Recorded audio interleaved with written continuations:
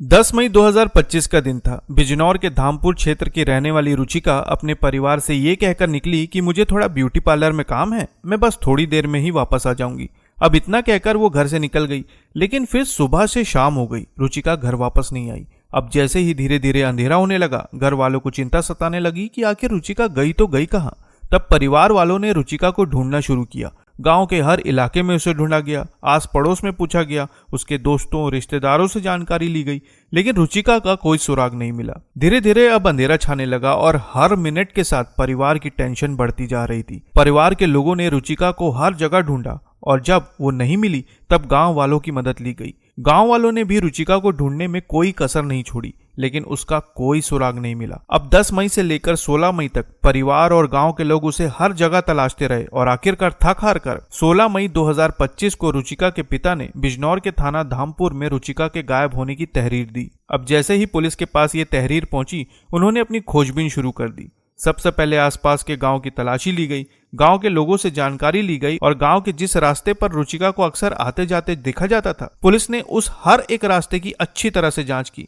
लेकिन आखिरकार जब पुलिस के हाथ भी कुछ नहीं लगा, तब उन्हें शक हुआ कि शायद रुचिका का कोई जान पहचान वाला उसे बहला फुसला कर ले गया होगा। लेकिन इसके बाद भी तलाश जारी रही। अब धीरे धीरे समय बीता, 16 मई से 18 मई की तारीख आ गई और तभी एक ऐसी खबर सामने आई जिसने पूरे क्षेत्र को हिलाकर रख दिया। पता चला कि धामपुर क्षेत्र की पोशाक नहर में एक शव बरामद हुआ है। सूचना मिलते ही पुलिस की एक टीम मौके पर पहुंची और बारीकी से उस जगह की जांच शुरू की। इसके बाद पुलिस ने शव को कब्जे में लिया और पीएम के लिए भेज दिया। वहीं पुलिस ने नहर के आसपास खड़े लोगों से भी जानकारी इकट्ठा कर ली। लेकिन अब पुलिस के लिए सबसे पहला और सबसे बड़ा काम था शव की शिनाख्त करवाना, क्योंकि अभी तक शव की पहचान नहीं हो पाई थी और ऐसे मामलों में सबसे पहले लापता लोगों के परिजनों को बुलाकर शव की पहचान करवाई जाती है और यहाँ पर भी ऐसा ही हुआ। रुचिका के परिवार वालों को शव की पहचान करवाने के लिए बुलाया गया और जैसे ही उन्होंने शव को देखा, उनकी हालत खराब हो गई, क्योंकि ये शव रुचिका का था। शव की पहचान हो चुकी थी और अब पुलिस के लिए अगला काम था आरोपी को पकड़ना। इसके बाद पुलिस ने तत्काल अपनी टेक्निकल टीम को एक्टिवेट किया।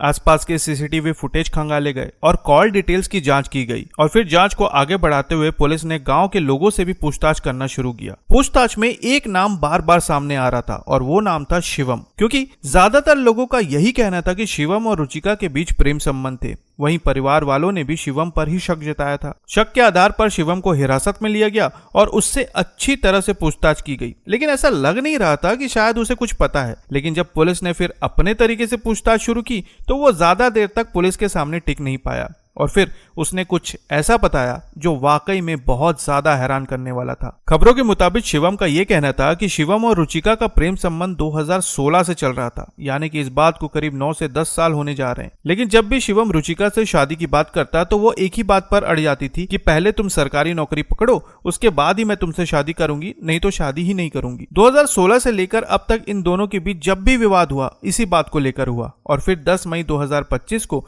जब रुचिका अपने घर से ब्यूटी पार्लर जाने के लिए निकली, तब धामपुर के RSM इंटर कॉलेज के तिराहे पर उसे शिवम मिल गया। दोनों कुछ देर तक बात करने लगे, लेकिन फिर यही मुद्दा सामने आ गया। बातों बातों में रुचिका ने फिर से कहा कि पहले सरकारी नौकरी पकड़ो, फिर शादी की बात करेंगे, और वहीं पर दोनों झगड़ने लगे। लेकिन इसके बाद शिवम ने रुचिका को अपनी मोटरसाइकिल पर बिठाया और उसे अपने घर ले गया। उस वक्त शिवम के घर पर उसके माता पिता भी मौजूद थे और वो भी कहीं ना कहीं यही चाहते थे कि शिवम की शादी रुचिका के साथ हो जाए। घर पर पहुंचने के बाद शिवम और रुचिका के बीच फिर सरकारी नौकरी वाली बात को लेकर झगड़ा होने लगा और तभी शिवम के माता पिता ने भी रुचिका को समझाने की कोशिश की कि वो शिवम से शादी कर ले, लेकिन रुचिका मानने को तैयार ही नहीं थी। बार बार वो एक ही बात कहती कि पहले शिवम सरकारी नौकरी पकड़ेगा तभी वो उससे शादी करेगी। लेकिन जब बात ज्यादा आगे बढ़ने लगी तब रुचिका वहां से उठी और सीधा घर से बाहर जाने लगी। लेकिन तब तक बात इतनी ज्यादा आगे बढ़ चुकी थी कि शिवम के माता पिता ने रुचिका को वहीं पर पकड़ लिया और उस पर तुरंत हमला कर दिया। थोड़ी देर बाद रुचिका की सांसें थम गई।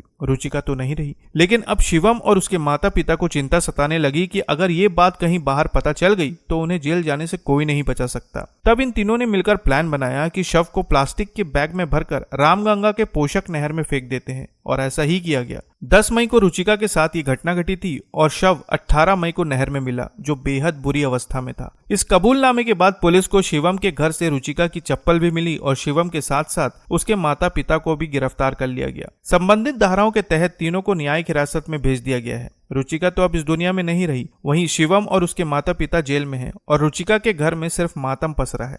इस घटना पर आप क्या कहना चाहेंगे? अपनी राय कमेंट में जरूर दें और नई खबरों के लिए चैनल को सब्सक्राइब करना ना भूलें। फिर मिलते हैं साथियों एक नई खबर के साथ, तब तक के लिए आपका बहुत बहुत धन्यवाद।